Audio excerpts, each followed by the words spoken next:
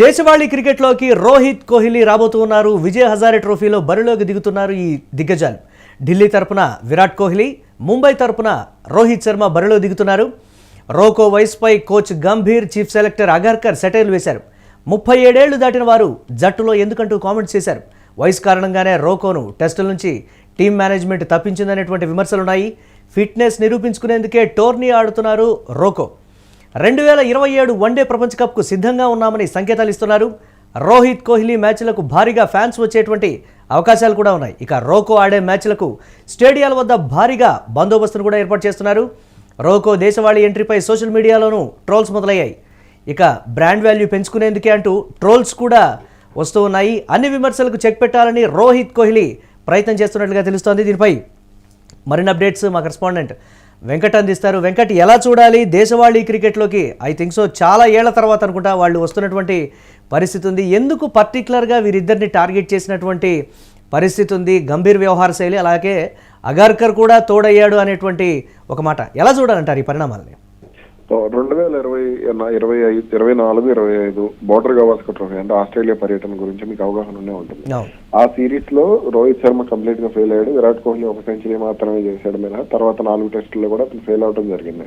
ఇక అప్పటి నుంచి కూడా అంటే అలిస్టర్ కుక్, లేదంటే ప్యాట్ కమిన్స్, లేదంటే పాల్ కాలింగ్వుడ్, గతంలో గ్రేమ్ స్మిత్, జాక్ కల్లీస్, ఇలా రికీ పాంటింగ్, ఇలా కొంతమంది అందరూ కూడా దేశవాళీ క్రికెట్ ఆడేవారు. ముఖ్యంగా ఇంగ్లాండ్ కౌంటీ మ్యాచ్లు ఆడేవారు, లేదంటే ఖాళీగా ఉన్న సమయంలో ఏదో ఒక క్లబ్ కి ఆడేవాళ్ళు. ఇలా ఏదో ఒక ప్రచారం జరుగుతూ ఉండేది. మరి అలాంటప్పుడు విరాట్ కోహ్లీ, రోహిత్ శర్మ ఎందుకు ఆడట్లేదు అంటే వీళ్ళకి అంత పొగరా అంటూ కూడా ఒక వర్గం మీడియా పదే టార్గెట్ చేయడం ఇవన్నీ కూడా మనం చూస్తూ వచ్చాం.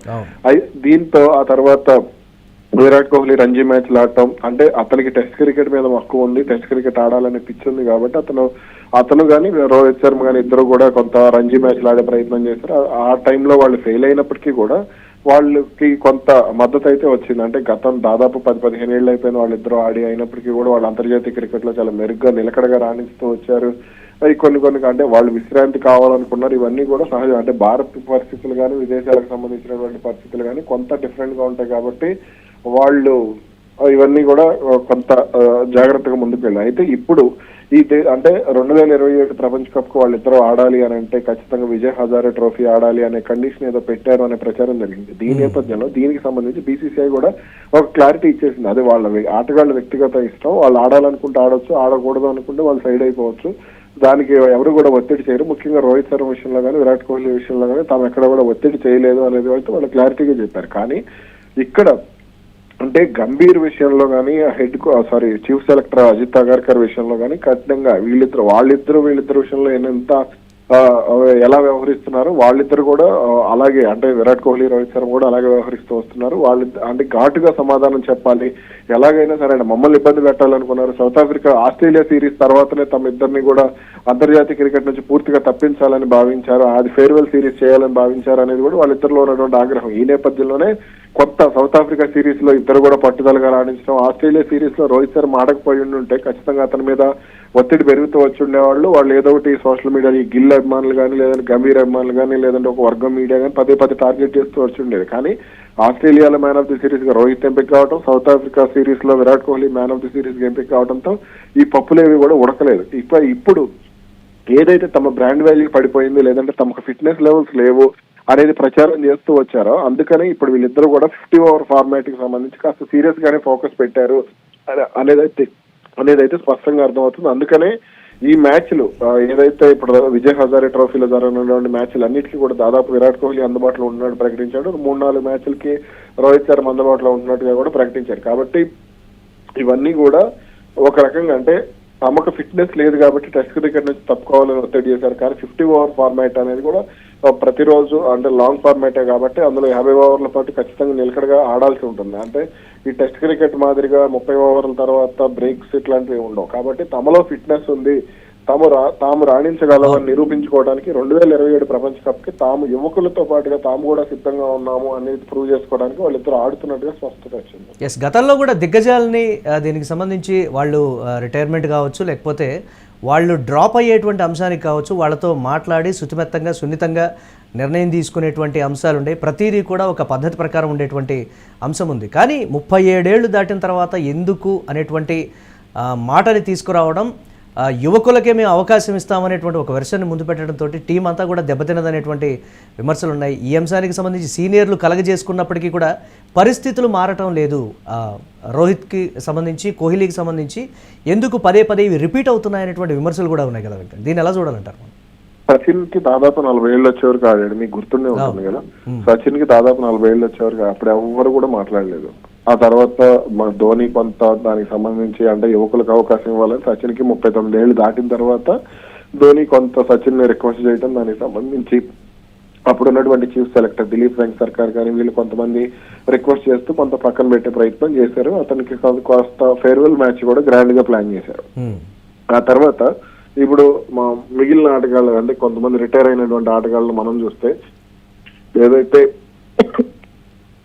ఇప్పుడు విరాట్ కోహ్లీ, రోహిత్ శర్మ విషయంలో కూడా వీళ్ళిద్దరూ చాలా అద్భుతమైనటువంటి ఫామ్ లో ఉన్నప్పటికీ కూడా వీళ్ళని కావాలనే టార్గెట్ చేసి, ఇప్పుడు ఫర్ ఎగ్జాంపుల్ మీరు రవీంద్ర జడేజా వయసు చూడండి. రవీంద్ర జడేజా వయసు అంటే మీకు ఐడియా ఉండే ఉంటుంది కదా, 37 ఏళ్ళు అతని వయసు.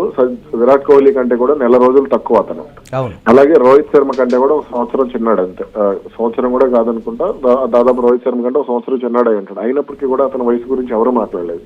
అలాగే 8 నెలలు సూర్యకుమార్ యాదవ్ ఎవరైతే ఉన్నారో, విరాట్ కోహ్లీకి సూర్యకుమార్ యాదవ్కి 8 నెలలు వయసు తక్కువ. అయినప్పటికీ కూడా వాళ్ళు T20 ఆడి వాళ్ళు 3 ఫార్మాట్లకి రిటైర్డ్ అవ్వకుండా కంటిన్యూ అవుతున్నప్పటికీ కూడా దానికి సంబంధించి ఎవరు కూడా కామెంట్ చేయలేదు. ఎప్పుడు కూడా వాళ్ళ మీద ఒత్తిడి తీసుకొచ్చే ప్రయత్నం చేయలేదు. రవీంద్ర జడేజా ప్రదర్శన మనం చూస్తే ఆల్రౌండర్ గా అతను జట్టులోకి వచ్చాడు, బౌలర్ గా సెటిల్ అయ్యాడు. ఇప్పుడు మళ్ళీ ఫామ్ కోల్పోయేసరికి బౌలింగ్ పసలేకపోవడంతో బ్యాట్స్మెన్ గా సెటిల్ అయ్యే ప్రయత్నం చేస్తున్నాడు. దీని గురించి ఎవరు కూడా ట్రోల్ చేయరు, ఎందుకంటే అతను సైలెంట్ గా ఉంటాడు కాబట్టి, అతని మార్కెటింగ్ అవన్నీ కూడా ఎవరికి పెద్ద పట్టించుకోరు కాబట్టి ఇక్కడ ఈ మైండ్ గేమ్స్ అన్ని కూడా ఏదైతే గంభీర్ కి ఇబ్బందికరం అవుతారు, లేదంటే గంభీర్ మాట చెల్లదు. ఈ గంభీర్ అందరినీ కూడా ఇప్పుడు మన ముత్యాల ముగ్గు సినిమాలో రావు గోపాలరావు ఎలాగైతే ఒక 2 భజన పరులను పెట్టుకుంటాడో అలా ఒక 2 భజన పరులను పెట్టుకుని ఆ భజన పరులతో గంభీర్ నడిపించాలి అని ప్లాన్ చేశాడు. కాబట్టి అందుకే వాళ్ళందరినీ కూడా కొంతమందిని పోగేసుకున్నాడు. ఏదో సినిమాలో అన్నట్లుగా కూడా నేను ఒకటి, ఆయనకు 30 మంది అన్నట్టు కొంతమందిని పోగేసుకుని అతను క్రికెట్ అంటే భారత క్రికెట్ నడిపించాలనుకున్నాడు. కానీ ఆ ఆటలు ఏవి కూడా చెల్లే పరిస్థితి కూడా కనపడలేదు. అటు ఆర్పీ సింగ్ కానీ, ప్రజ్ఞాన్ ఓజా కానీ సెలెక్టర్లుగా వాళ్ళు చేసే పని వాళ్ళు చేస్తున్నారు. బోర్డుకు కూడా సినిమా అర్థమై గిల్ విషయంలో కాస్త కఠినంగానే ముందుకెళ్ళింది. ఎలా ఉంటుందంటారు గంభీర్ కంటిన్యూస్గా ఇటువంటి నిర్ణయాలు తీసుకోవడం కావచ్చు? పర్టికులర్గా గంభీర్ని, అగార్కర్ని పక్కన పెడితే తప్ప మళ్ళీ పూర్వం ఆడినట్టుగా భారత్ ప్రదర్శన ఉండదు అనేటువంటి పర్టికులర్గా సీనియర్ల నుంచి వస్తున్నటువంటి ఒత్తిడి, దీన్ని అసలు పరిగణలోకి తీసుకునేటువంటి పరిస్థితి లేదనేటువంటి వాదన కూడా వినపడుతుంది. దీన్ని ఎలా చూడాలంటారు వెంకట్? ముందు జట్టు బాగుపడాలి అని అంటే హర్షిత్ రాణా ఉన్నా పర్వాలేదు, సూర్యకుమార్ యాదవ్ ఉన్నా పర్వాలేదు, కానీ గంభీర్ హెడ్ కోచ్ గా ఉండకూడదు, అజిత్ అగర్కర్ చీఫ్ సెలెక్టర్ గా ఉండకూడదు అనేది చాలా మంది క్రికెట్ అభిమానులు సోషల్ మీడియాలో పదే కామెంట్ చేస్తూ ఉంటారు. ఇప్పుడు మీరు రవిశాస్త్రి కోచింగ్ కానీ, లేదంటే తర్వాత వచ్చినటువంటి మన రాహుల్ ద్రావిడ్ కోచింగ్ కానీ, లేదంటే ఆ గతంలో గ్యారీ కిర్స్టన్ కోచింగ్ కానీ, డంకన్ ఫ్లెచర్ కోచింగ్ కానీ, ఇవన్నీ కూడా మనం చూస్తూ అనిల్ కుంబ్లే కానీ వీళ్ళందరినీ కూడా మనం చూస్తూ వస్తే వాళ్ళు ఎక్కడైతే రొటేషన్ పద్ధతిని అవలంబిస్తూ యువ ఆటగాళ్ళకి అవకాశం ఇవ్వటం, సీనియర్ ఆటగాళ్ళని జట్టులో ఉంచడం, ఇవన్నీ కూడా చేస్తూ ఉండేవాళ్ళు. ఎక్కడా కూడా అంటే కోచ్ కి నేను ఇది చాలా కామెడీగా అనిపించింది. అంటే కోచ్ కి నచ్చాడు కాబట్టి ఆటగాడు టీమ్ లో ఉండాలని ఒక సిల్లీ థింగ్ ఇది. అది బహుశా ఎక్కడ కూడా ఇటువంటి ఉండవు. గతంలో ద్రావిడ్ ను గ్రెగ్ చాపెల్ కోచ్ ఉన్న సమయంలో ద్రావిడ్ ను అలాగే తీసుకొచ్చాడు అనేది కొంత ఆరోపిస్తుండేది. కానీ ద్రావిడ్ క్యాపబుల్ ప్లేయర్ కాబట్టి ఆ విషయంలో పెద్ద ఎవరు కూడా రియాక్ట్ అవ్వలేదు. అతను కెప్టెన్ చేసిన సమయంలో సీనియర్లు వ్యతిరేకించినప్పటికీ కూడా కొంత అది అతని విషయంలో ముందుకు వెళ్ళిపోయింది. కానీ ఇతని విషయంలో అంటే ఇతనికి నచ్చాడు కాబట్టి గిల్ ఉంటాడు, హర్షిత్ రాణా ఉంటాడు, సూర్యకుమార్ యాదవ్ వయసుతో సంబంధం లేకుండా ఉంటాడు, రవీంద్ర జడేజా వయసుతో సంబంధం లేకుండా, అంటే ఈ వ్యక్తిగత అభిమానాలు లేదా వ్యక్తిగత ప్రేమలో ఉండుంటే వాళ్ళు తీసుకెళ్ళి జత బట్టలు పెట్టి లేదా భోజనాన్ని పిలవాలి తప్ప జట్టులో చోటిస్తే అంటే 100,000 మంది క్రికెటర్లు, యువ క్రికెటర్లు కానీ, ఎన్నో సందర్భాల్లో ప్రూవ్ చేసుకున్నటువంటి ఆటగాళ్లు కానీ వీళ్ళందరి పరిస్థితి అసలు నితీష్ కుమార్ చూస్తే ఎంసీజీ టెస్ట్ లో అతను చేసినటువంటి సెంచరీ మినహా అతను ఆడింది ఎక్కడ, అతని ఇన్నింగ్స్ ఏంటి, అలాగే శుభ్మన్ గిల్ పరిస్థితి ఏంటి? కాబట్టి ఇవన్నీ కూడా ఈ వ్యక్తిగత అభిమానానికి తావిస్తూ వ్యక్తిగతంగా వాళ్ళ మీద ఉన్నటువంటి అభిమానము, ప్రేమ, లేదంటే వాళ్ళకి భజన, లేదంటే మరి ఏదైనా కారణాలు కావచ్చు, కానీ ఇవన్నీ కూడా చెల్లవు అనేది అయితే స్పష్టంగా అర్థమవుతుంది. విరాట్ కోహ్లీ, రోహిత్ శర్మ విషయంలో గంభీర్ ఎన్ని విధాలుగా ప్రయత్నాలు చేసినప్పటికీ కూడా వాళ్ళు 2027 ప్రపంచ కప్ కాదు 2029 ఛాంపియన్స్ ట్రోఫీ వరకు కూడా వాళ్ళు ఆడే ఛాన్సే కనపడుతుంది. Yes right, thanks for updates Venkat. ఇక రోహిత్ కోహ్లీ వయసుపై coach Gambhir, chief selector Agarkar సెటైర్లు వేసినటువంటి పరిస్థితుల్లో 37 ఏళ్లు దాటిన వారు జట్టులో ఎందుకంటూ కూడా కామెంట్స్ చేస్తున్నటువంటి పరిస్థితి. వయసు కారణంగానే రోకోను టెస్టుల నుంచి టీమ్ మేనేజ్మెంట్ తప్పించింది అనేటువంటి విమర్శలు అయితే ఉన్నాయి. ఇక ఫిట్నెస్ నిరూపించుకునేందుకే టోర్నీ ఆడుతున్నారు రోహిత్ కోహ్లీ. ఇక 2027 వన్డే ప్రపంచ కప్కు సిద్ధంగా ఉన్నామనే సంకేతాలు అయితే పంపిస్తూ ఉన్నారు.